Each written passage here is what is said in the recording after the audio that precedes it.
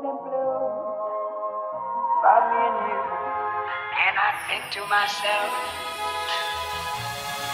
what a wonderful world.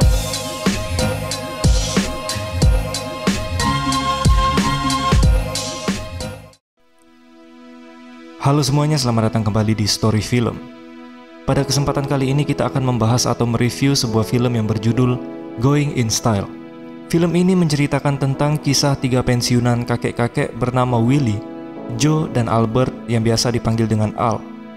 Mereka memutuskan untuk merampok sebuah bank ketika mereka ini sedang memiliki masalah keuangan yang serius. Akan mereka gunakan untuk sisa hidupnya yang sudah tua. Apakah tiga pria yang sudah lanjut usia ini akan berhasil merampok bank tersebut? Tapi sebelum lanjut ke videonya, tolong dibantu subscribe agar kalian tidak ketinggalan video-video terbaru dari channel ini. Enjoy the video. Film ini diawali dengan seorang kakek-kakek yang ingin pergi ke sebuah bank. Joe pergi ke bank untuk mengurus masalah yang dia dapat. Pihak bank ingin menyita rumah Joe karena Joe ini sudah terlambat membayar tagihannya beberapa bulan. Semua itu dikarenakan perusahaan di mana tempat Joe bekerja sudah lama tidak membayar gaji si Joe. Karena gaji si Joe ini tidak turun-turun, jadi si Joe tidak bisa membayar semua tagihan yang dia dapat. Dan juga Joe ini bisa dibilang merupakan salah satu korban sistem korup dari bank tersebut. Tidak lama kemudian datang tiga orang yang memakai topeng ingin merampok bank tersebut. Mereka merampok bank seperti orang yang sudah terlihat sangat profesional. Ketika perampok itu menghampiri Joe dan orang bank tersebut, Joe memberikan surat penyitaan miliknya, dan dia langsung melihat dan mengingat tato pada leher si perampok tersebut. Ketika si perampok melihat surat yang Joe dapat, si perampok ini merasa kasihan karena Joe merupakan korban dari sistem korup bank tersebut. Dan perampok ini tidak ingin mengambil apa-apa dari si Joe, karena dia berkata, itu adalah kewajiban budaya untuk mengurus orang yang lebih tua. Ketika perampokan itu sudah selesai, Joe langsung memberikan kesaksian kepada pihak polisi dengan tato yang dia lihat dari leher si perampok tersebut. Singkat cerita, Joe dan teman-temannya ini yang bernama Willie dan Albert, atau biasa disebut dengan Al, sedang nongki santai di sebuah taman. Dan mereka bertiga ini bekerja di tempat yang sama. Mereka mendapatkan surat khusus dari tempat perusahaan mereka bekerja tentang dana pensiunan mereka. Kemudian scene berganti ke tempat mereka bekerja, yaitu di pabrik baja. Pimpinan perusahaan mengatakan kalau pabrik tersebut akan ditutup karena permintaan yang menurun dan biaya operasional negara naik secara drastis. Jadi perakitan di pabrik tersebut akan dipindahkan ke negara Vietnam. Para pekerja perusahaan pun protes dan tidak menerima keputusan dari perusahaan tersebut. Dikarenakan kesulitan mereka dalam mencari pekerjaan. Kemudian Joe bertanya tentang surat khusus yang mereka dapat. Ternyata surat tersebut berisi dana pensiunan mereka yang akan dibekukan selama pemindahan pabrik tersebut. Otomatis mereka tidak akan mendapat pesangon sedikit pun dari perusahaan itu. Dan dana pensiunan mereka akan dipindahkan ke orang-orang baru yang bekerja di pabrik tersebut di negara Vietnam. Bahasa simpelnya, dana pensiunan mereka ini akan dihilangkan. Mereka pun berencana untuk ketika Joe pulang ke rumahnya setelah mereka habis nobar, Joe mendapatkan surat merah dari pihak bank, di mana sebelumnya dia mendapatkan surat kuning atau surat peringatan dari pihak bank. Joe semakin kebingungan karena jika rumahnya disita, dia tidak ada tempat tinggal lagi. Keesokan harinya, Willie yang menderita sakit ginjal sedang melakukan cek kesehatan di rumah sakit. Dokter menyarankan Willie harus segera mendapatkan donor ginjal secepatnya, karena kalau tidak akan berdampak buruk terhadap kesehatan Willie. Kemudian scene berganti ke Al yang sedang mengajar saksofon. Jadi Al ini dulunya pemain saksofon. Tetapi karena dia tidak berhasil dalam menjalankan passionnya, jadi dia berakhir sebagai pegawai pabrik. Tetapi karena dia tidak bekerja lagi, jadi dia membuka kursus belajar saksofon ke rumah-rumah. Malamnya mereka bertiga ini sedang berkumpul di kafe untuk para orang yang sudah berumur, seperti panti jompo. Dan sekalian mereka ingin memberikan kejutan kepada Willie yang sedang berulang tahun. Kemudian tiba-tiba Joe dengan tanpa dosa berkata kalau dia ingin merampok bank. Al dan Willie tentu menanggapi hal itu hanya lelucon dari si Joe. Kemudian Joe menjelaskan semua yang dia alami, bahwa pihak bank sudah menyita rumahnya dalam waktu 30 hari. Karena si Joe ini selalu teringat dengan kejadian perampokan bank yang sudah pernah dia alami, dia merasa termotivasi oleh si perampok tersebut. Joe mengatakan jika mereka melakukan perampokan, ada dua kemungkinan yang akan terjadi. Kemungkinan pertama, jika mereka merampok dan gagal, mereka akan dibebaskan karena mereka ini sudah tua. Dan kemungkinan terburuknya mereka tertangkap, tetapi mereka mendapatkan pelayanan makanan dan kesehatan lebih baik daripada sekarang. Willie dan Al tentu sangat kaget dan mereka tidak mau melakukannya, tetapi Joe ini terus membujuk mereka agar mereka mau bergabung. Perbincangan mereka terputus karena teman-teman lansia mereka menghampiri mereka untuk memberi kejutan kepada Willie. Dan tiba-tiba Willie pun menelpon dan membicarakan tentang harapan ulang tahun yang selama ini dia buat. Singkat cerita, Willie akhirnya setuju dengan ajakan Joe untuk melakukan perampokan bank. Dan dia menginginkan hidup yang lebih baik di hari tuanya. Karena mereka berdua merasa dirinya bukan pencuri, jadi mereka sepakat merampok hanya sebanyak utang uang pensiunan mereka yang tidak mereka dapat, dan tidak lebih dari itu. Kemudian mereka terus membujuk Al untuk ikut ke rencana mereka, tetapi Al tetap saja tidak setuju dengan ide gila tersebut. Keesokan harinya mereka pergi ke minimarket untuk berbelanja.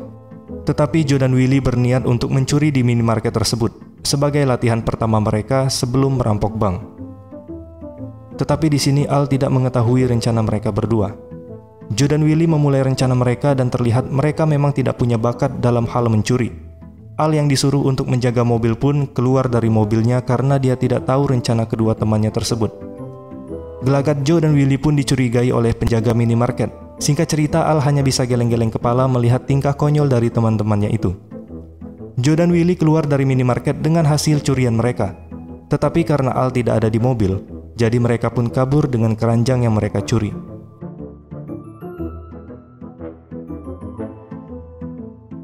Dan tentu saja mereka akhirnya tertangkap.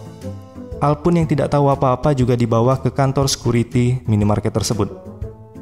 Tetapi mereka akhirnya dibebaskan karena usia mereka yang sudah tua. Al pun marah karena tingkah konyol dari Joe dan Willie membawa Al dalam masalah tersebut. Dan akhirnya Al meninggalkan Joe dan Willie berdua saja. Karena kejadian tersebut, Joe berpikir untuk meminta bantuan dari orang yang lebih profesional dalam melakukan perampokan. Dan Joe tahu siapa orangnya. Joe dan Willie pun mengunjungi mantan menantu Joe yang bekerja sebagai penjual barang-barang haram yang bernama Marpy. Joe mengunjungi Marpy karena Joe berpikir Marpy sudah terbiasa dengan kegiatan-kegiatan yang agak menyimpang. Dan Joe berpikir mungkin Marpy ini ada kenalan orang-orang yang sering melakukan tindak kejahatan. Scene berpindah ke Al yang kembali berbelanja di minimarket tempat temannya mencuri. Dan kemudian dia bertemu dengan Annie. Seperti biasa, Annie selalu menggoda Al dan akhirnya ya kalian tahu sendirilah. Keesokan harinya Al kembali bersama teman-temannya dengan perasaan gembira. Saat Willie membaca berita di koran, mereka terkejut melihat dana pensiunan mereka malah dialihkan ke pihak bank yang telah menyita rumah Joe. Al pun kesal karena 40 tahun dia bekerja untuk perusahaan tersebut, tetapi uang mereka malah dicuri oleh pihak bank. Dan akhirnya Al pun ikut bergabung dalam misi pencurian atau perampokan bank tersebut. Kemudian mereka menuju ke tempat kenalan dari Marpy atau mantan menantu si Joe. Kita sebut saja orang ini adalah Anton. Anton ini adalah orang yang akan melatih mereka bertiga. Setelah berdebat panjang, akhirnya Anton mau membantu mereka bertiga dan rencana mereka pun dimulai besok hari. Mereka pun dimulai dengan strategi yang sudah dibuat oleh si Anton. Jadi rencana awal mereka dimulai dari Joe, Willie, dan Al yang melihat semua lokasi CCTV dan para penjaga yang ada di bank. Dan tentu saja mereka melatih tubuh mereka agar lebih fit dalam melakukan aksinya. Mereka juga tidak lupa menyiapkan alibi jika mereka nantinya dicurigai oleh pihak kepolisian. Joe mencoba memperbaiki hubungan Marpy dan anak Joe, karena Joe takut kalau dia tertangkap tidak ada lagi yang bisa mengurus dan menjaga anak serta cucunya.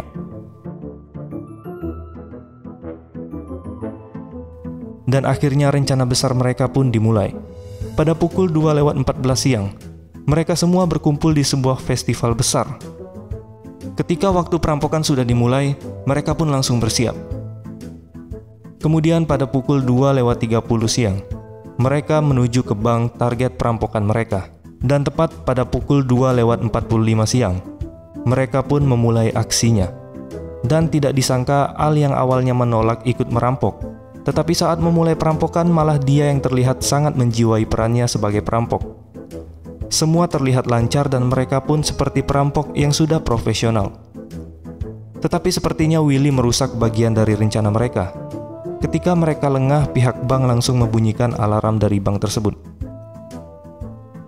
Aksi mereka pun akhirnya langsung diketahui pihak kepolisian.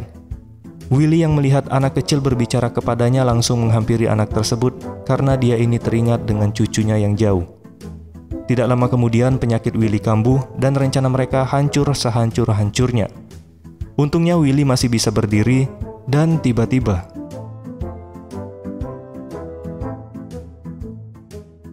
mereka harus pergi secepatnya dari bank tersebut karena polisi sudah melakukan pergerakan. Ketika semua sudah selesai, mereka langsung pergi dari bank tersebut pada pukul 2:49 siang.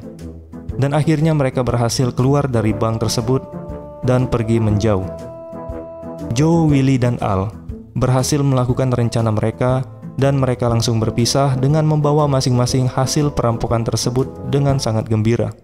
Malamnya pun mereka merayakan keberhasilan mereka. Tetapi kebahagiaan mereka tiba-tiba terhenti ketika Willy kesakitan akibat penyakit yang dia derita. Kemudian scene berganti ke FBI yang masih melakukan penyelidikan di bank tersebut. Akibat kecerobohan yang Willy buat, pihak dari FBI pun sudah mendapatkan ciri-ciri yang pertama. Ketika di rumah sakit, akhirnya Joe dan Al tahu penyakit yang Willy rahasiakan selama ini kepada mereka. Willy ternyata mengalami gagal ginjal yang sudah akut dan harus segera mendapatkan donor ginjal. Kalau tidak, nyawa Willy tidak bisa diselamatkan. Pihak dari FBI mendapatkan bukti dari minimarket di mana tempat Joe dan Willy melakukan perampokan pertama kali mereka. Pihak penjaga minimarket tersebut memberikan rekaman CCTV pada saat Al sedang berlari di minimarket tersebut. Dan ketika dibandingkan dengan CCTV dari perampokan bank, ternyata ciri-cirinya terlihat sama persis, dari postur tubuh dan cara berlarinya. Pihak FBI pun langsung menghampiri lokasi keberadaan si Al. Dan mereka pun langsung dibawa ke kantor polisi untuk diinterogasi. Karena mereka bertiga tahu pasti ada resiko yang akan terjadi ketika melakukan perampokan. Itulah sebabnya mereka menyiapkan alibi ketika mereka sudah terdesak. Mereka pun menjalankan rencana terakhir, yaitu alibi yang sudah mereka buat ketika sudah terdesak.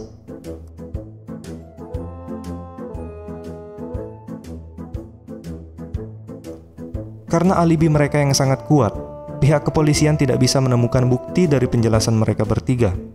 Tetapi sayangnya polisi masih menyimpan satu bukti yang sangat kuat dari kecerobohan yang sudah Willy buat. Polisi sudah menyiapkan satu saksi yang diduga dapat membantu mereka memecahkan kasus perampokan tersebut. Kemudian Joe, Willy, dan Al, serta orang-orang dengan ciri-ciri fisik yang sama dengan CCTV di bank, mereka dikumpulkan di suatu tempat, dan kemudian mereka dibariskan satu persatu. Ketika saksinya sudah masuk, Willy pun sangat terkejut. Ternyata anak kecil yang berbicara dengannya pada saat merampok yang akan menjadi saksinya. Dan anak tersebut akan disuruh menunjukkan orang yang ciri-cirinya sama persis dengan pelaku perampokan bank tersebut. Mereka bertiga tentu sudah pasrah dengan keadaan ini. Ketika anak tersebut sudah menuju ke arah Willy, dan dia pun sebenarnya sudah tahu Willy adalah pelakunya, dengan melihat jam tangan yang Willy pakai pada saat sedang merampok. Tetapi karena Willy bersikap baik kepada anak tersebut, dia pun tidak memberitahukan kalau Willy adalah pelakunya kepada pihak kepolisian. Dan akhirnya mereka pun terbebas dari semua tuduhan dan ancaman penjara. Kemudian scene berganti di tempat Joe, Willy, dan Al yang sering berkumpul. Di sana ada Joe yang sedang menunggu Anton untuk mengambil pesanan anjing yang sudah Joe pesan untuk cucunya. Ketika Joe bertanya apakah Anton sudah mengambil bagiannya, Anton mengatakan kata-kata yang sama seperti orang yang merampok bank pertama kali di awal film. Dan ternyata Anton ini adalah pelaku perampokan ketika Joe sedang berada di bank tersebut. Dan tentu saja orang ini adalah orang yang memotivasi Joe untuk melakukan perampokan. Dan seperti janji mereka, jika mereka mendapatkan hasil curian melebihi target mereka, mereka akan membagikan uang tersebut kepada orang yang lebih membutuhkan. Kemudian semua berakhir dengan bahagia. William mendapatkan donor ginjal dari Al, dan serta Al yang akhirnya menikah dengan Annie. Dan film Going in Style pun selesai. Tentu akhir yang sangat bahagia. Film ini menurut saya film yang ceritanya lumayan rapih dari segi action, komedi, dan dramanya. Saya merekomendasikan kalian untuk menonton langsung filmnya. Dijamin kalian gak bosen nonton film ini. Oke, mungkin itu saja yang dapat disampaikan pada video kali ini. Seperti biasa, jika kalian suka jangan lupa like dan share video ini ke teman atau saudara kalian. Dan jangan lupa bantu bangun channel ini dengan cara subscribe dan aktifkan lonceng notifikasi agar tidak ketinggalan video-video terbaru. Terima kasih sudah menonton dan sampai